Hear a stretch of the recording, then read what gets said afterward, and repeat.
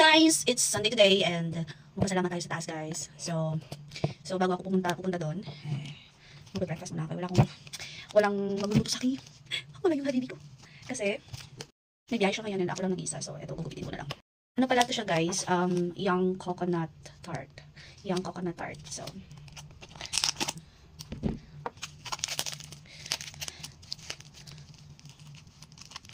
baka sabihin nyo ano parang social na ako ngayon. Yan, naka-nails na. Hindi. Kasi bumili ako ng fake nails sa Shopee and, Lazada. And, parang nilagay ko lang siya. Yun lang. Wala lang. May excited lang ako sabihin. Parang nasa 280 to 500 yung, I'm not sure. Parang ganun. Nasa 280 to 500 yung parang fake nails na ilalagay sa, ano mo ba? Parang mapunta ka sa mga manicurista tapos magawa ka. So, ayan. Ano to siya? Young coconut tart. Ay, okay. Tanga. So, ayan.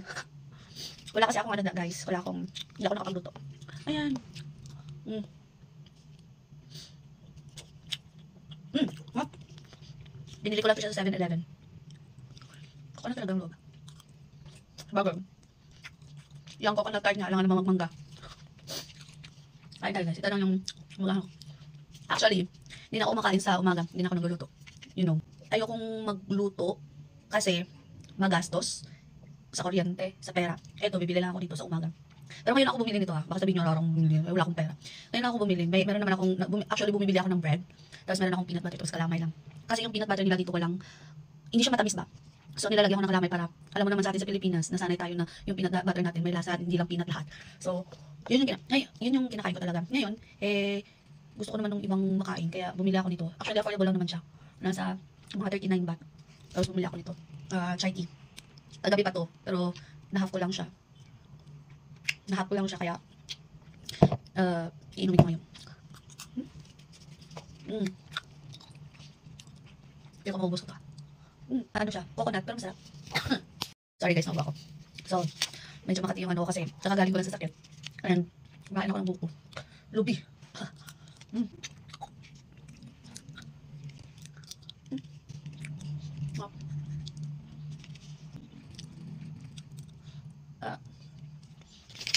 Sobrang tamis. Sobrang tamis na guys. Mahilig ako sa tamis pero hindi ako pwedeng kumain ng mas sobrang tamis kasi parang nahihila ako. And yung parang hindi siya tinatanggap ng katawan ko. Pero dati grabe yung lahat ng matamis gusto ko. Ngayon, kung kakain ako ng matamis, nag-crave ako sa chocolate pero hindi naman ako kumakain ng parati ng chocolate.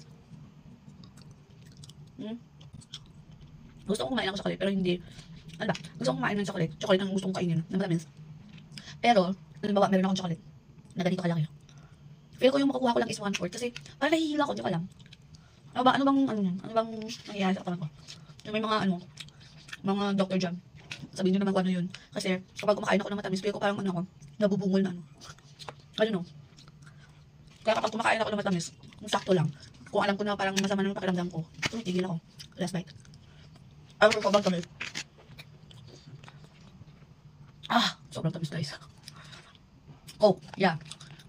Ngayon, uminom ako ng Coke, pero hindi all the time. Yung parang 2 or 3 lunok lang. Tapos na. Pero dati gusto talaga yung Coke, pero ngayon, minsan na naman ako, tapos 3 lunok, parang sold na. Parang hindi ako satisfied sa Coke ngayon. Kasi dati yung Coke, diba? Kapag inom mo yung Coke, diba? Ano siya? Kapag inom mo yung Coke, diba? Parang masarap dito. Pero ngayon hindi na, kaya parang, tapos madami na akong nakikita na parang ang pangit talaga ng Coke para sa katawan. Actually, unhealthy din ako pero ewan ko lang. Ito, healthy to kasi chai tea siya. Alam nyo ba guys, magandang inegosyo to sa Pilipinas. Kasi, siya, kumbaga guys, ito na yung signature ng Thailand, yung tea na to. And masarap siya. Masarap siya, sa totoo lang, masarap siya. Maganda tong inegosyo sa Pilipinas. Papatok to feel ko. Kaya sa mga tao dyan, sa Pilipinas, pwede to. Wait, parang late na ako. Ay, pwede mo. Wait.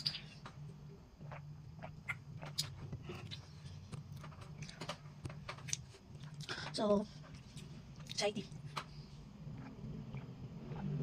Ubusin ko na ito kasi masasayang lang.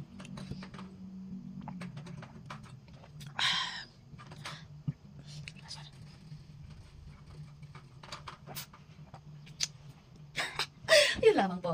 Yun lamang po, guys, buyers.